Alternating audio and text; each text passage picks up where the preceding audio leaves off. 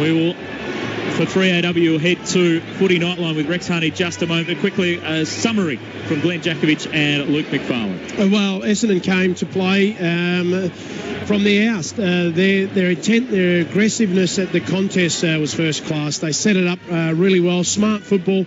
It didn't allow the Eagles to get their switch of play and kicking game going, forced them down the line. But I just felt their attitude and intent was a lot harder than the Eagles. The Eagles were really off tonight. It started with that, their attitude and intent, but they had a really good strategy, wasn't it? And that was to move the ball with speed off their half-back line and to change the angles up. And it just tore the West Coast defence apart, and they were able to take a number of marks. And as Paps mentioned before the end of the broadcast, the game was almost over at quarter time. West Coast, they put up a bit of a fight in that third quarter. They had some opportunities to kick some goals, but unable to do that. And there was some real comical efforts we saw this evening, indicating that West Coast were right off the boil. But full credit to Essendon. They came over here and delivered. And you were right, Jacko, your gut instinct.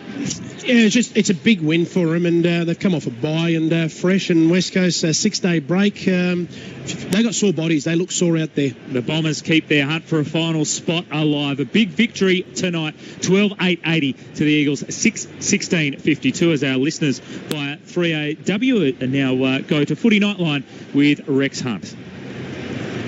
And on 882 6PR, we're here through until 9:30 tonight with plenty of time to review. 9221 882. It is footy review for Parkland Mazda. This end of financial year, save up to $5,000 on a Mazda X demonstrator at Parkland Mazda. Make sure you don't miss out on that. And give us a buzz on the Toolmart open line, 9221 882, and get the right tool from the start.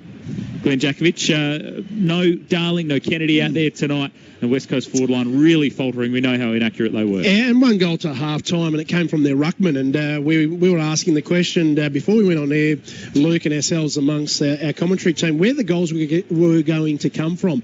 And I was a big advocate to start Nat Nui at full forward and let him come up to the ball because he frightens the opposition. And I thought they were reactive in the end. They threw McGovern at the start of the last quarter, and it was all too much too late. A very young forward line, obviously Waterman an off night, but he's a first-year player. You're going to get some good performances, and then you're going to get a drop. The gap is too great to depend on him to be a replacement for Darling or Kennedy. But McGuinness, he had 3 contested marks, looked good, missed his opportunities early, so it just didn't work. They had a dysfunctional forward line. Well, they did, but I don't think Darling and Kennedy would have had an impact tonight.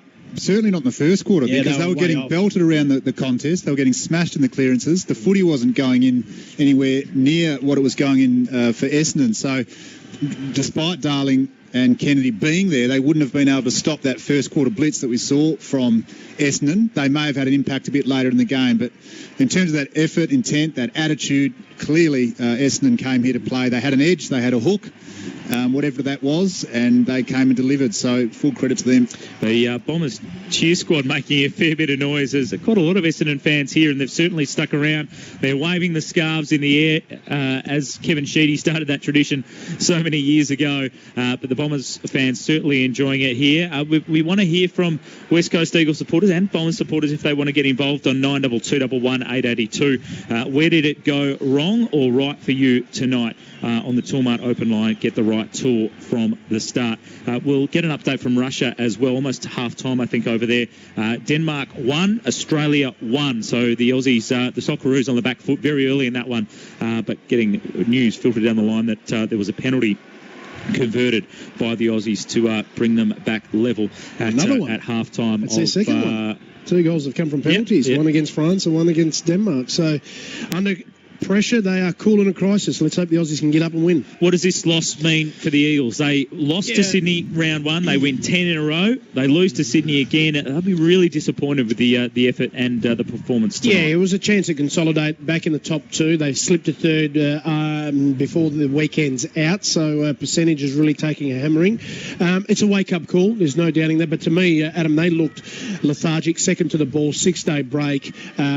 Tackles getting broken real easy. easy by Essendon players. The video review will be damning on a few players in that first half. They tidied it up in the second half and won a lot of areas of the game, but it was too much too little in the end. They had a lot of inside 50s, but conversion was quite poor. I think it was poor from one aspect, but I think Essendon's pressure was fantastic. Must not take anything away from the Bombers. They were fantastic from go to woe. Eagles were going to come back, but when they did, we identified up here in the box, Luke, that Essendon absorbed it, didn't panic, and just readjusted and got going again. Well, Adam Simpson, he'd just be filthy on their effort, I reckon. Yeah. He'd be, from the outset, the way they looked, and just that opportunity to let it slip, to play Essendon at home, he would have felt confident that his team would have come out and delivered, but they go to play Adelaide next week in Adelaide. They've got GWS back here as well, so a couple of reasonably tough games ahead. Let's go to the Toolmart open line, and Liz is in Stirling. Hi, Liz. Good afternoon, good evening, guys. I just want to say that West Coast could not get their hands on the ball. The only time they got their hands on the ball was when it was a free kick. That's just not good enough. Well, I got plenty of those, Liz. And too many free kicks. West Coast always get free kicks. There was tackles, but West Coast got the free kick, and Essendon wouldn't when they tackled. And I just felt that if you're going to play football, you can't be afforded to be just given free kicks. You've got to play the game. Thank you for your call, Liz. The final free kick count, 33-17 in favour of the Eagles. Yeah, they had a number of free kicks, but I guess that shows it's not going to win you the game of footy, is it? It doesn't really weigh too much on the theory, doesn't it? Weigh too much on the results. So, Essendon came here and got it done. Well, the noise of affirmation theory still holds correct in the fact that the home side got quite a few more than what the visiting side did, but it didn't perturb the Bombers whatsoever because they were really, really impressive. They were on a mission. They were fantastic. Well done to the Essendon Football Club. They played good, hard football. They hunted the Eagles. They had a will. They had an intent, and they were very good. Les is in Rockingham. Hi, Les. Look, I've supported the Eagles since 1987, mate, and I saw them lose Essendon when they kicked 1 goal 12 on a wet day many years ago, but tonight they were so slow, and if you've got a coach that can't tell your players to man up, if you stand 20 metres off a guy, you may as well give him the ball. They would not man up tonight. They just let the ball be kicked around and they were run into the ground. Absolutely the best team on the night won, mate. I tell you, they look like grandma's kids tonight. They're all overfed. There's no doubt that is the worst game that they've played. But you know what? I travelled over to Sydney last week and I saw the game between Sydney and West Coast, and some people were saying, it was a high-intensity game. I mean, a lot of it was rubbish. Perhaps you were with me. Yeah. And the skills were ordinary. And it's like they had their mid-season break, and a few of them are still in, whether they went to Indonesia, up north fishing, to Noosa Heads. It's like they're still there because they really... And I look, Jacko and everyone... We were told this week that they were sore. You always are sore. But after a physical contest against Sydney, they really just didn't turn up with the right attitude, Luke, as you've reflected on. And, mate, they're going to have to find it pretty quickly because all of a sudden, they'll find them sacked. They're already in the pack now. So they're on 13 wins. I reckon percentage-wise, I'll check the Petters ladder in a moment, but I reckon they're struggling to be in front of Sydney on percentage. Now, they've now played their 13 games. Melbourne, if they are able to beat Port Adelaide tomorrow, will edge a game closer, and you've still got Collingwood, Port Adelaide in that same game, and North Melbourne now, and Hawthorn, who are just outside they, all with games in hand. Yeah, it's amazing how quickly you can slip back to the pack with a couple of poor weeks. And so, they're in a little bit of a mini rut at the moment, and every team tends to go through that at some point of the season. So how they manage that the next couple of weeks will be telling. We'll get back to the Toolmart Open line in just a moment, but I believe we can go downstairs to Steve Allen, who's in the rooms. We got you there, Steve? Got him now. Hello, Steve. Can you hear me, boys? Sorry, a bit of technical trouble. Michael Hurley is with me. Michael, how are you feeling? Yeah, stoked. Obviously, it's been an up and down year. We've had a bit of flat patch there earlier, but we've really found some form, and to win tonight was fantastic on the road. Did you expect anything like that? You always hope to play well. I know that our best footy can stack it up with anyone, and travelling on the road, it's always tough. So you don't really expect to be 6 goals up at quarter time. But to win like that's been great. think the boys are really going to enjoy it, but there's a lot of hard work to do because we're still sitting on the back half of the ladder. Upstairs, the questions will be coming from Carl Langdon, Adam Papalier, Luke McFarlane and Glenn Jakovich. Hey, Michael, it's Carl Langdon here. Were you having a bit of a giggle at those two Eagles blokes having windies in the goal square? Sardi falls over, then 2 fresh areas. That was not a good part of footy to remember, I don't reckon. It was one of those, mate, the Eagles couldn't take a trick, really. I mean, that was just a couple of classic examples, and you can't help it but laugh, can you? Yeah, it was a bit like that. Big Scotty Lysette missed one as well, and then Matty Guelphy puts one in from the pie stand, so I think it was our night. Michael, Glenn Jakovich, congratulations on the game and the team's performance. What did you learn from round 2? Because you comprehensively beaten that night against the Dockers, but the way you managed this oval tonight, looks like you took a lot out of that game because your positioning around the ground and your setup, you're very well organised tonight. Yeah, I think in round 2 we were able to give the ball back to Fremantle way too easily, and you see the way that West Coast defend. Sorry, they hold their back 6, and if you just blaze away and kick the footy long down the line, they've got great players. They're going to mark the footy. So I think we just changed up a bit of our ball movement. But I think the way we were able to get on top was around the footy. I think our midfield tonight was fantastic. Your coach John Morswell, we know him very well here in Western Australia, been under siege as well as the players, but he's very resilient, and your team played resilient football tonight. You were very hard at the contest. It was a bit of the old-fashioned football, go in and burrow in and win your own hard footy, and you did that exceptionally well from the first bounce right to the end. Yeah, that's right. That's what Woosh has been driving for the whole year, actually. Just that contest stuff around the ball, be hard to play against, crack in, and I think he's been fantastic for us. He's a really level-headed. Obviously, we were under the pump, he was under the pump, but the way he's just held the group together, the way he's led from the front's been fantastic. Michael, Luke McFarlane here. Congratulations on the result this evening. How did you manage the bye? We've seen teams sort of struggle off the bye on occasions, but you guys came out here from the first bounce, looked razor sharp and a lot of speed across the ground. Could you tell us anything about how you managed that period? I don't think we did anything out of the ordinary, to be honest. We had 3 or 4 days off from Monday through to Thursday. Fair few of the guys got away and just rejuvenated. The front half of the year was tiring on the body, probably also on the mind. So just get a few days away from the footy club and away from, I guess, footy in general, was able to freshen up the boys, and it really stood out tonight. Mike, we haven't had the best record over here in Perth. Was that sort of reflected on coming into this game, or was it just about focusing on the way you wanted to play and your ball movement? Yeah, not really. I think we've been able to have 2 good wins on the road this year, so I think that was more of a focus than our poor record over here. We showed a couple of weeks ago in Brisbane and then earlier on in the year against GWS that we can play some good football. So it doesn't really matter where we play. We just got to rock up, try and play the way we want to play, and we see it stacks up. And good on you, mate. You've been brilliant since your forced layoff, All-Australian last year. You backed up what you ended up with before having that forced layoff, mate. So keep up the good form. Thank you very much, guys. Michael Hurley there from the Bombers, and the thanks to Steve Allen as well. It really keeps the Bombers in contention for a final spot in the bottom half of the 8. Yeah, well, it opens it up for them. They've got North next week, Collingwood, Suns, Freo back at the MCG, and then the Swans is their next 5 weeks, effectively their next month of football. They really can consolidate and get themselves in the top 8 and have a crack at it. Back to the Toolmart Open line. Kenny is in Redcliffe. Hi, Kenny. Hey, guys. How you going, buddy? Good, thanks. Fire away. Hey, I've been with West Coast Eagles since I started. And what do you think? What do you think of tonight? It's not very good, is it?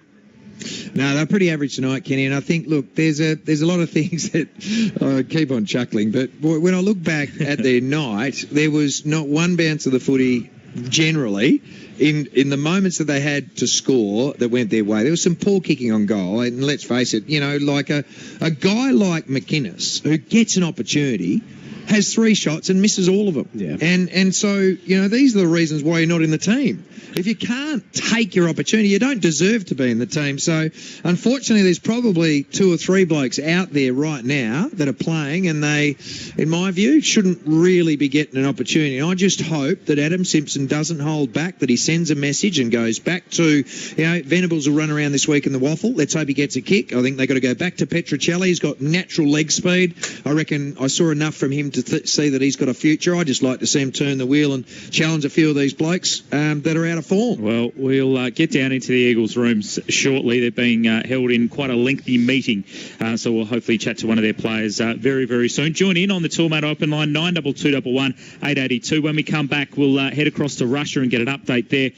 Half-time, I think it is still 1-1 between Denmark and the Socceroos. But it was here at Optus Stadium tonight. It was the Bombers who dominated right from the start and ran out winners 12-8-80 to 6-16-52. Join in our review of the match for Parkland Mazda. 6PR is footy. G'day, it's Milsey and Baz from the Brekkie Show. Every Tuesday morning, we're joined by the Jet from the West Coast Eagles, Josh Kennedy. You know, we've got guys coming in. You know, Fraser McInnes is down there to come back. Plus, we've got our ruckman who can rest there. So we've got, obviously a few smaller guys as well, so we could go a bit smaller. But, it would probably be the first time that two of us have missed for a while, but we'll be able to handle it. 7:15 every Tuesday, Josh Kennedy with us, Stephen Baz, on 6PR Breakfast. Or catch up now at 6pr.com.au. No forklift is as tough as a cat. While regular forklifts are playing with their dollies, the cat forklift is getting the job done. While regular forklifts are combing each other's hair, the cat forklift is doing both their work. The regular forklift says, I'll split it into 3 or 4 loads. The cat forklift says, load some more on. Have a cry to mummy, regular forklift. The cat has got work to do. Cat forklifts, only from United Forklifts. Call 131 607. At Homestart, we love to help renters. So to end this financial year, we'll be giving away $5,000 to 5 lucky people. If you're currently renting and would like the chance to win, simply head to homestart.net.au and register on our promotions page. Just think how much sooner you could be in a home of your own if you're one of our lucky winners. Homestart, we are the first home buyer specialists. Terms and conditions apply. See website for details. Builder's registration number 6415. Lauren from Flow Motion Plumbing and Roofing. I drive a Renault Traffic. Love driving it. I was actually shocked about how much they put in it for what you pay for it. Features are great. Can't really complain about it, to be honest. It's ticked all the boxes for me. The thing I love about the Renault Traffic is the fuel economy. Really good considering how big the van is. I really like the size of it. It fits 3 people perfectly. The Renault Traffic, it's my van.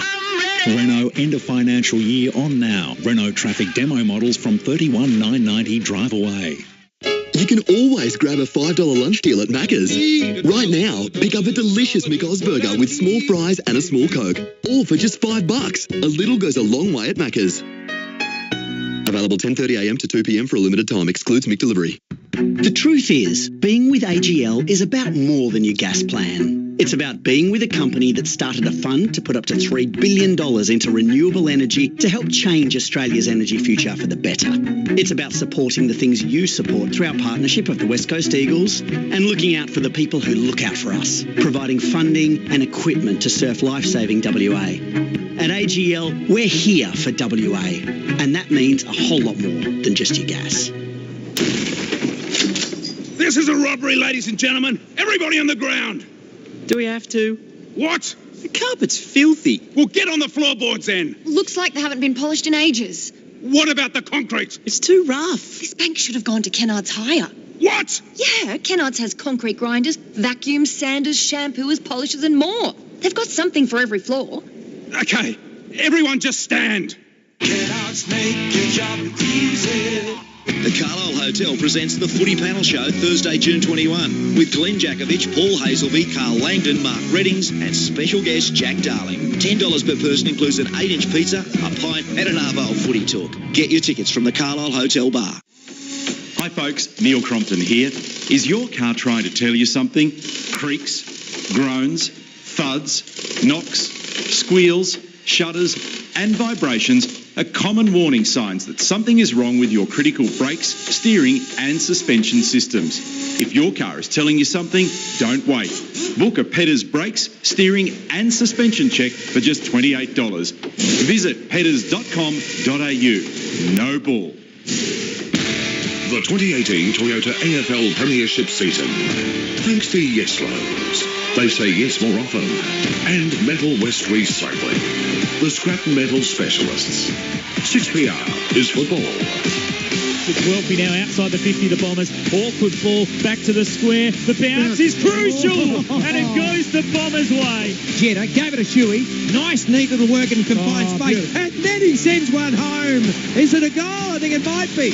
Out comes Ryan on his own. Took the mark. Kicks it to the goal square. Does it get a bounce? McCraw dodging and then arching the back and snapping a goal. Well, they kicked a few late goals, the West Coast Eagles, but in the end it was the Bombers who controlled things all night. They ran out winners by 28 points, 12-8-80 to 6-16-52. We are in our footy review for Parkland Mazda. Adam Papalia, Carl Langdon, Luke McFarlane and Glenn Jakovich with you. Join in 9221 882. But right now, let's get an update from Russia. Updates from Russia, thanks to developments by Impressions, Perth subdivision and property development experts, and Orbit Fitness. Your fit year starts now with Orbit Fitness equipment. And Jordan Tunbridge is over there in Russia, keeping an eye on things for the network. There's a lot of noise going on in the background as well, Jordan. It seems like a good battle at halftime. We haven't been able to see anything of it. Take us through it. That is correct. Now we have a game on our hands here at Samar Arena. Australia and Denmark locked it 1-1 at half-time. VAR has gone in our favour this time around. The video review system finding Denmark committed a handball in the box. Funnily enough, the Australian fans booed it during the pre-game, booed the umpires when they came on. The referees, that is, the VAR referees. Miller Jedinak stepped up, converted the penalty. When that goal went in, Australian fans went nuts. Beer thrown everywhere. I was drenched. But that was the equaliser. Earlier in the match, Denmark's best player, Christian Eriksen, scored a brilliant goal. He's their best player by far, scored 11 goals in qualifying. Now, to the Socceroos side, it's the same starting lineup we had against France. So Andrew Naboot up front again, Matthew Leckie on the wings with Robbie Cruz and Tom Rogic in the middle. So we're really looking at attacking lineup in the second half. Thank you very much, Jordan. Jordan Tunbridge over there in Russia with that update, and 1-1 at half-time. Yeah, well, the scene is said, do they bring on Timmy Cahill? That's the one to give them... Daniel Arzani. Bring Arzani into the game. The wonder kid. The wonder kid. So they're primed here, the Socceroos, and let's hope they bring it home. We'll get back to the calls in just a moment on 9221 882. We're in our review for Parkland Mazda. Let's go to Peter, who's in Eden Hill, who's been waiting patiently. Hi, Peter. G'day, guys. How you going? I watched it on TV tonight. Fantastic game. I just thought Bombers won it through the midfield in the first half. Their midfield just brained Yowie, Gaff, and Shuey was nowhere to be seen just in the first half, I thought.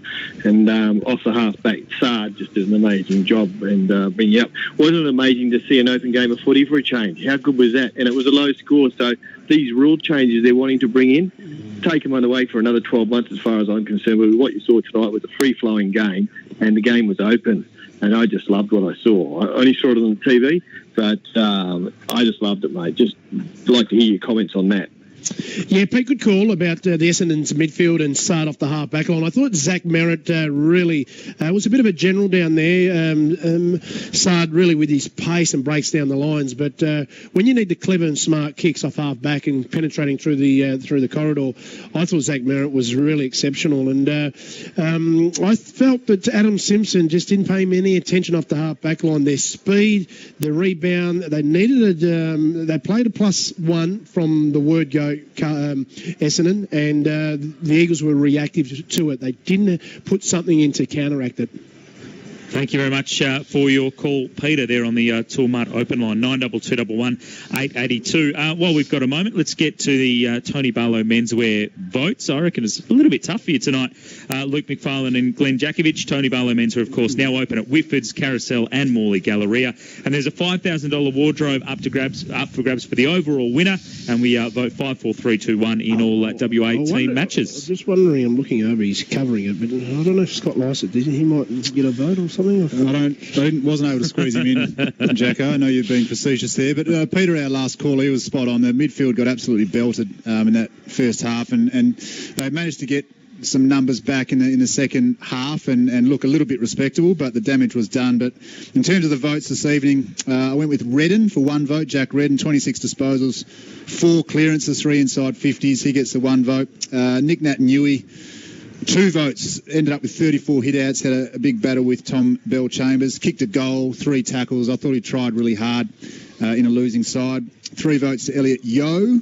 Didn't have a whole heap of the footy tonight, but 12 tackles, 5 clearances. So really, I thought, played his role in terms of trying to bring some intent and effort to the contest. 4 votes to Shannon Hearn. Had a pretty difficult night with the amount of footy coming in, but Still had his 24 disposals, 9 marks, 9 intercept possessions. So just reading the footy really well this season, Shannon Hearn. And 5 votes to Andrew Gaff. Had a lot of the footy tonight, 32 disposals. He gets 5 votes tonight. And ran 15 kilometres. Yes, so he that's runs work hard. rate. He runs hard. He started slowly. Steve Allen, does that line up with the Champion Data rankings for Andrew Homestar? Gaff certainly does. Number 1 for the Eagles, number 1 overall for the game. They had Redden as the 3rd ranked Eagle, Yo in between Gaff and Redden, and it was then Hearn and Nick Natanui in that order. So pretty close to the mark. Didn't get anything wrong there. Oh, thanks, Steve. According to Champion Data. You know, Gaff had 6 score involvements as well, 5 free kicks. So he's always a ball player too. He doesn't generally give too many away. The only time he got pinged today was a holding the ball where he gave away a free kick. But for the most part, you know, he just racks them up, doesn't he? And he had a really slow start. He had a slow start, Carl. But what I liked about his game, we call it fight the fight. He fought back into it. He took control of his own game and his own responsibilities. Unfortunately, there's a few players that showed tonight. The game was still there to be won at half time, but looked lethargic, a little bit about, well, I can't do this. It's a bit too hard. Sometimes you do have a little bit of feel sorry for myself. I reckon I've seen that tonight on body language. You can knock that out very quickly, and he'll need to do that, Adam Simpson, and players need to take responsibility. But it's too late after the game, because they might find themselves like that later on in the year in a bigger game, albeit in a final. You need to address the situation there and then, and I felt, once again, Lewis Jeddah, a few of them go very much missing when it gets a little bit hard. Now, you felt Andrew Gaff, game 169 tonight, pick 4, 2010 draft, 26 years of age, offered a 6-year deal. You reckon he was the bloke that could fall out of the boat? Do you think, Jacko, about the West Coast Eagles or not? I might get you to come back to that because we're going to go downstairs. Good. Shannon Hearn, the skipper of the West Coast Eagles, is standing by with Frizz Ferguson. Thanks, Frizz. Thank you. Yes, I have Shannon Hearn with me now. Not a great game tonight. In your eyes, where did it go wrong? Well, we didn't start very well, and whenever you do that, it's very hard to peg it back. I thought, you know, while we did that, we just didn't start well, and then all night we just didn't defend, didn't cover off that well, and then just some of our ball use just made silly decisions. And when you give a team that start, you can't, like, you need everything to go right. So that's what we needed to do. We didn't quite do it. Yeah, we had a lot of scoring shots, but it's just little simple things that you need to do at all football level is just do the basics well, and we didn't do that. Like, I mean, the flashy things don't win you games. It's the basic stuff, and we didn't do that.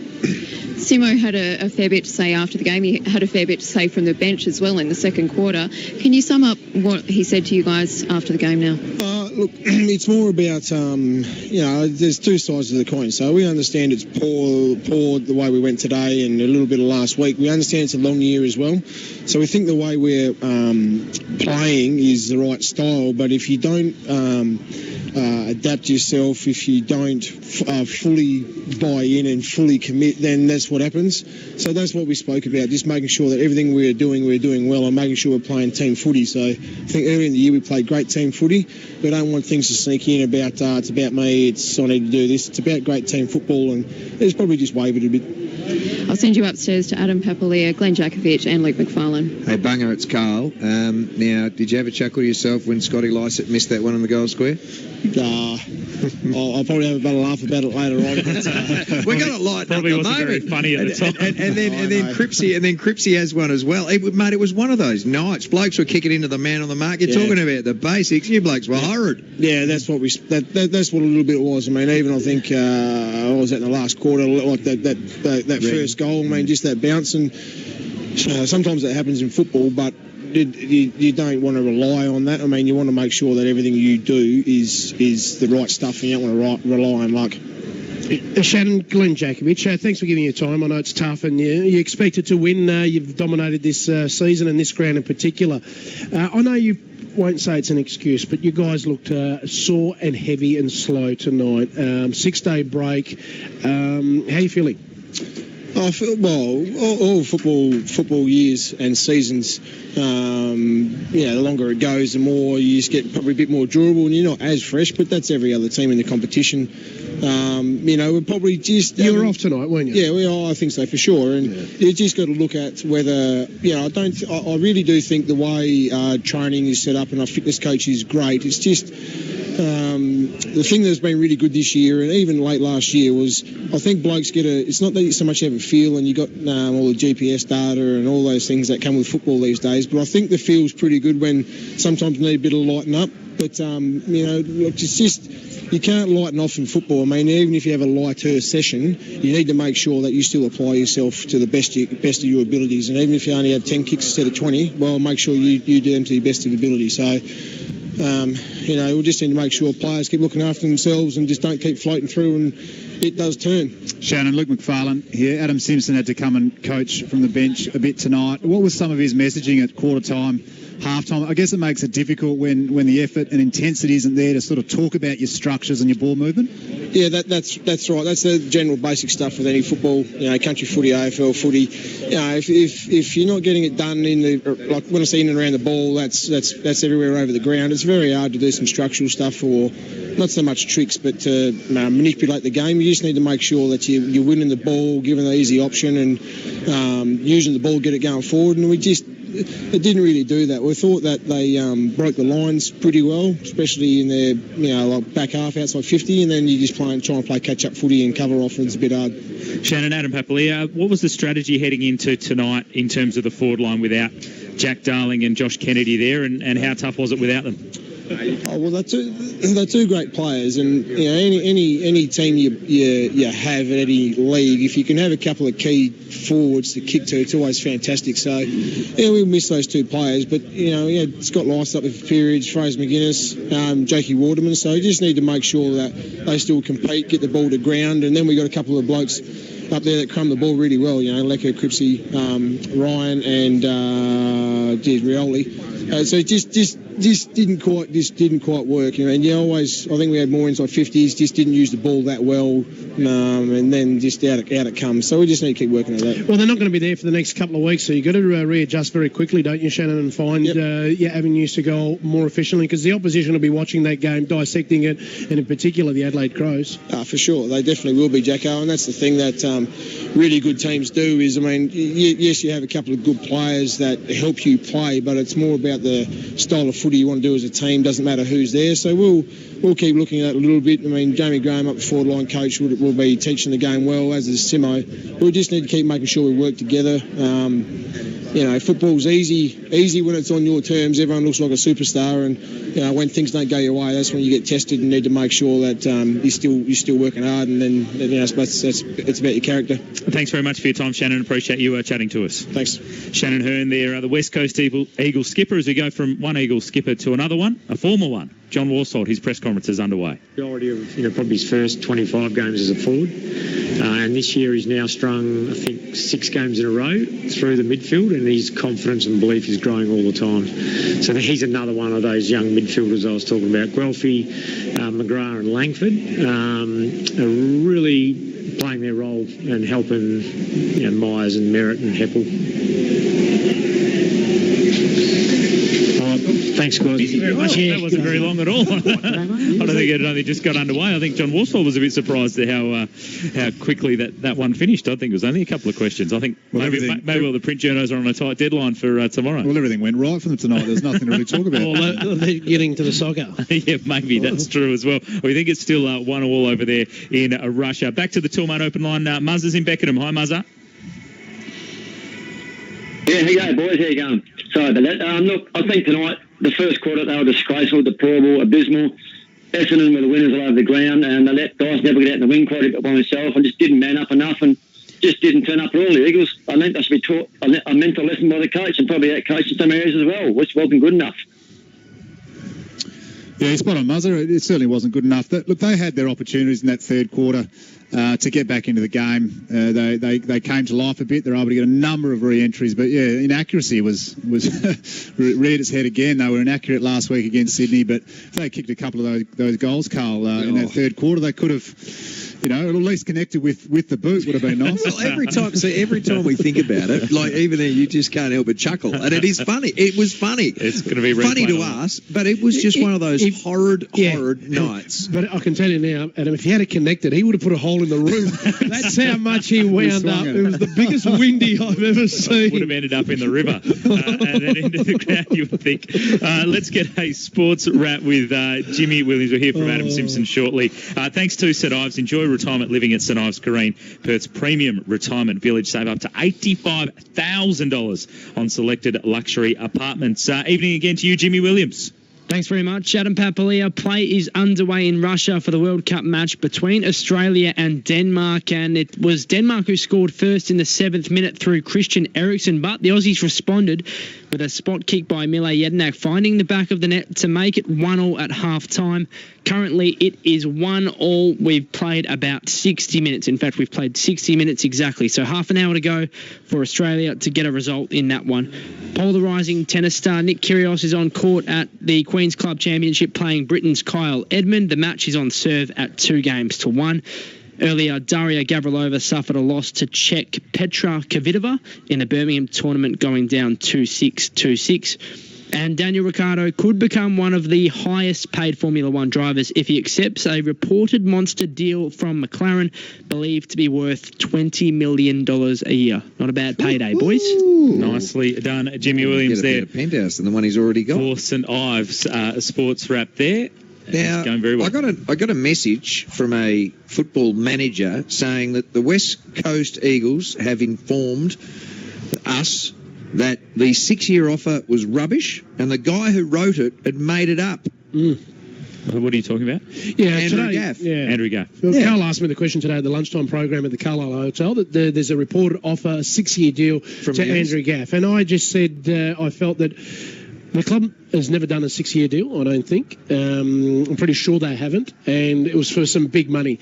And then they asked me the question, we can't keep both of them if McGovern's going to go and so forth. And my question was, well, you package up. This year's draft's going to be an absolute super draft. So the Eagles are in a prime position. Don't worry, the Eagles have got the upper hand here as well. Well, they did trade themselves out of the first round of this year's draft. Oh, that's right, they are. Oh, my apologies. Yes, so I must do my research. I forgot about that. Maybe they could get a pick back in. But they can get it. They can get a pick come back in. Sorry, they do have a bargaining chip. So I don't think. Well done to the. But I mean, why would you want to get rid of your best midfielder? Let's face it, Gaff has been their best midfielder. He's 26. Okay, he's still got plenty of footy. I don't see the point. I'm a big fan of him, Carl. Yeah, I know that. He's one of best and fairest. Yeah, I understand. He got 30 odd tonight. He was fantastic. But look at Carlton. Right, did he get him back in the game? But hang on, look at Carlton. Carlton have gone and gotten rid of Gibbs, and they've gotten rid of Eddie Betts, and they've gotten rid of all their good players, and look where they are. They are going nowhere fast. So just because you get rid of good players and go for young blokes in a draft doesn't mean they're going to be any good. And let's face it, all of the young blokes that have been picked up in last year's draft have been outperformed by blokes like Stewart and Tim Kelly and Tim Doday. I mean, I would be going for more mature age blokes than blokes that have not been even proven against mature age men. Let's get back to the phones quickly, Steve Allen. Well, I don't think anyone will say the accuracy tonight wasn't a problem, but 6 goals, 16, that's the least accurate game since 2012. But add in the 7 goals, 15 against Sydney last week, so 6-16 today, 7-15 on Friday. That means they've kicked 13 goals and 31 behinds in 1 week, and that's 29% accuracy. Are you sure with all those numbers, Steve? That's some good math. Yeah, 1971 was better. I'll show you my work. That sounded like Simon Beaumont trying to add up when the population was going to tick over 25 million on the afternoon program. He had some people that knew maths. I know, I had absolutely no idea. Donnie, I'm sure he's got some idea. In Spearwood joins us. Hi, Donnie. Donnie. Hello, Donnie. Hey, Carl, listen, don't you laugh. I've seen you almost pull your shawl down. I've seen you almost pull your shawl out of the bloody tee. Okay? The ball went nowhere. Okay. You're a better golfer than me, Donnie. I've had that experience out of the Vines, yes. Thank you for reminding me. Listen, mate, you said before, I hope Adam Simpson's got enough down below, enough balls to get his ex out and leave LeCras and Cripps and also drop McInnes, bring young Brander. Honestly, I would like to see him play tonight, not last week. But tonight, look, young kid, no problem. But bring in Brendan Archie and young Preticelli and Brander for next week's game. What do you say? Thanks, Donnie. Oh, look, I already suggested that, look, Archie, surprised to see him not persist with him, maybe managing, I don't know.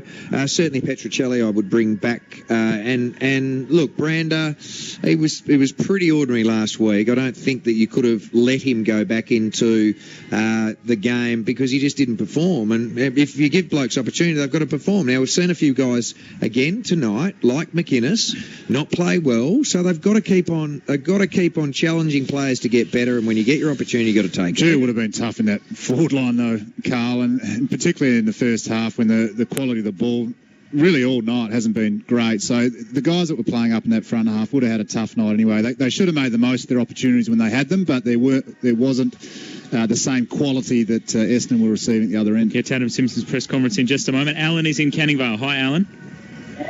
Yeah, how you going there? Good, thanks. Go for it. Hello. Go for it now? Yep, fire away. Speaking with the guys now, am I? You are, yes. Yep, Adam Papalia, Carl Langdon, Luke McFarlane and Glenn Jakovich. Great. I'm an Eagles supporter for many, many years. Subiaco, all over the place. Never had many problems at Subi, whatever. Not happy about tonight's game. Yeah, we lost it, but we got done by a better team, didn't we? One thing I'm not very happy about tonight is my family were victimised by the security staff, and we were evicted from there. And it's all because of one security guy that just got out of hand, and even the police said he was out of hand. I think the guys that run off the stadium need to look into their security people, train them a little bit better, and apparently the police don't have any say there. All right, Alan, we might have to take that one off air, I think, and I'll get Jimmy to take some more details and look into that one a little bit further for you. I apologise to cut you off there, but Adam Simpson's press conference has started. Let's go down now. Work on that was my mindset, and that had nothing to do with the first quarter. Yeah, so the problems that we had in the last three quarters were problems that we're working through, and that's exciting that we've got some kids playing and they'll learn a tremendous lesson tonight. But the first quarter wasn't about that. Hey, buddy, what was your message at quarter time then? Well, look, it was pretty basic. Yeah, if we don't win the contest, we don't get at least a break-even type of look in the midfield, we're vulnerable. It's just like any club. So shallow entries, Essendon's really quick rebound and ability to break a line and then get goal side was, did it really well. So we challenged our ball movement, tried to slow it down a little bit and play a little bit more conservatively because we couldn't handle the turnover game. And I thought that sort of got us back into a field position dominance, and then it kicked into the conversion. Sometimes teams have nights where just a lot of things go wrong. What goes through your mind when Lycett has that reaction in the goal square? Look, I mean, we can say nothing went right for us in that first half or first quarter, and I think that's not far off. But that's a discredit to what Essendon did in their intent early, and I'm not going to offer any excuses. And we were poor in the first quarter. They were really good, and we got what we deserved. When you win 10 in a row and then lose 2 in a row, does it lessen the blow a bit that you've got so many wins behind you, or is it a matter of... Yeah, look, we're not going to change how we go about it. We've come from a fair way back this year, and we've probably surprised a few people. We want to play an honest brand that stands up in big games, and that we think the system's right. So we won't stick our head in the sand. We need to review what happened, but we'll keep trucking forward. It's a long season. We're 10-3 now, so we want to win against Adelaide in 10 days. So that won't change, and I think I don't want to change the way I coach, the way I act around the club just because we've had a really disappointing game. We want a response, and we're looking for that, and so are our supporters and members. But that doesn't mean I need to completely change how we play. There are a lot of young guys in the squad. What do you do to protect them from, I suppose, getting too down about the result and, going a bit backwards? Yeah, a bit of white noise is going to come, I get. We've been there, done that a little bit. So we're just going to be mature about it, and the leaders need to stand up. And I've got the players back our club is a sanctuary when they come into it, and that won't change. Whether we've won by 10 or lost by 10, we'll still back them in. And, we need to play with a bit more spirit. That's been a real hallmark of our performances, and the kids have energised us this year, but that doesn't last all year. We need to find ways to keep the energy going and the bounce. So we'll look at that. We'll reflect over the weekend. We weren't very positive after the game, but we'll be pretty honest. About delivery into the forward line, does it take some getting used to having different personnel up there, like not having Jack and Josh up there to kick to in those spaces? If we played every quarter like the last three, then I think we could sit here and go, we've got some work to do with missing our key position players, and with Barras down back, and we throw Gov forward, all that sort of stuff. That's all great conversations to have. But the first quarter was separate to that, so I think we've got to park the conversion, and we've got to park the forward 50 connectivity, and we've got to concentrate on the start and what happened there. And we got jumped by a side that was a bit tougher than us, so that's what we're going to fix. Could it be a team coming off a bye against a team that, without making excuses, against a team that did only have 6 days? Coming off a bye versus coming off 6 days, you would have thought the last quarter might be the challenge, not the first 15 minutes. So no, Adelaide have got a bye now as well, so we're to confront that. We played Sydney last week, and they were off a 6-day break, and we had a bye. So that's all irrelevant. And does Josh come into contention this week, or is? Yeah, look, he was unavailable this week, but it's not a significant injury, so it wasn't best case scenario, but there's nothing wrong with his knee, so he'll no doubt challenge us, I suspect, and I'll be challenging our medical department. He ran today to me, I think he was. He ran on the Alta G, so yeah, this hairline fracture is a very small fracture. So it's, like I said, it's not perfect news, but it's actually a pretty good result considering what we thought might have happened to his knee.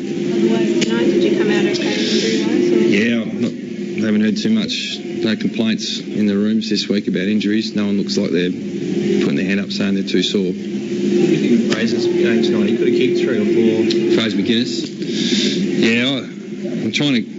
It's going to be a completely different looking game, isn't it, after quarter time? And when we did have opportunities, and when you're 6 goals down, you've got to hit everyone, really. And I think the pressure mounted on all of our players to try and make every post a winner. And look, it's happened the last 2 weeks. Really, our conversion hasn't been an issue. We train it a lot. So, like I said, I'm going to keep backing them in. All right. Thanks, guys. Adam Simpson there, the West Coast Eagles coach, and Jacko, the main thing he sort of said there was that the club's going to be a sanctuary for them. He's going to back them in and hope that they respond. Yeah, and there's a challenge. I mean, they won 10 straight. Everyone's coming at them.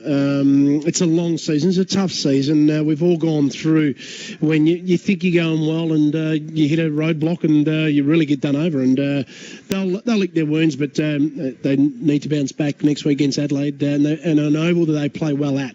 Well, that brings to an end our footy review for Parkland. Mazda, on behalf of everyone involved in the 6PR footy team tonight, thank you very much for your company. I know it's a tough one for West Coast Eagles fans. Haggers will be there in breakfast tomorrow with the boys, and Tomo with Gareth tomorrow morning as well to dissect and reflect on this game.